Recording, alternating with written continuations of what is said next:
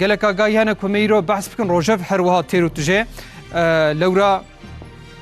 yek ji wan em bêjin Fethî Sekîn temaşan göderince ew bixwajî îro em bêjin salvegera şehadeta wî ye ji ber vê yekê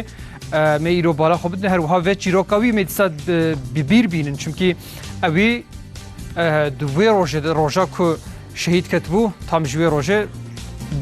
bergiriyeke gelekî mezin kiribû ku bombe neteqin her wiha Serokkomarê Recep Tayyip Erdoğan ew jî di civîna Serok bajarên AK Partiyê de axivî bû her wiha dîsa gelek mesaj û peyamên mühim û giring da yek ji wan ew bû ku digo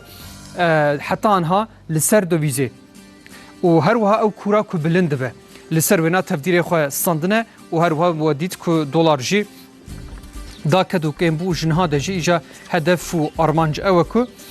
vê carê enflasyon kêm be lewra piştiya kêmbûna enflasyonê jî îja hedef yek ji wana jî ev e ku enflasyon jî dakeve lewra ev heta ne eşya meşeyên ku zêde dibin bilind dibin û dişin û tên evana tev alametê enflasyona zêdenê îja nexweşiya koronayê mixabin ew jî hêjî belav dibe hêjî zêdetir dibe em behsa îja omîkronê dikin omîkron jî yek ji wan nexweşiya ye ku gihaştiyê dî hema bêje her der û dora merve belkî em bêjin varyantên din di wextê de ku were bîra me em bêjin delta hebû beriya wê jî her wa varyantên İngilistanê û yên Brezilyayê yên Hindistanê hebû nîjana omîkron ji teva jî biqewetir ji teva bêtir kare belav bibe ji ber vê yekê lazim e ku tevdîrê xwe bistînin çimkî qasek din bêl tabloyê binêrin bêl welatê me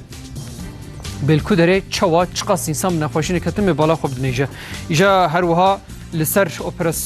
operasyon li ser vê carê rêxistina terorî FETÖ'yê hatin kirin û di nava vir de jî gelek em bêjin kes hatin girtin her wiha şara derya bajarê mezin a wanê jî di 2 salan de 123 heb wesayît kirîne îja ev jî gelekî muhîm û giring e ku wekî din em ê berê xwe bidin diheb bajarê xwe de jî bi awayekî rastrast û zindî em ê herin wan dere yek ji wan bajarên me bajarê Bilîsê û bajarê Meydin jî dîsa ku em ê bi rastrast herin wê derê bajarê Diyarbekirê diheb mijarê me yên ji hev xweştir û giringtir hene.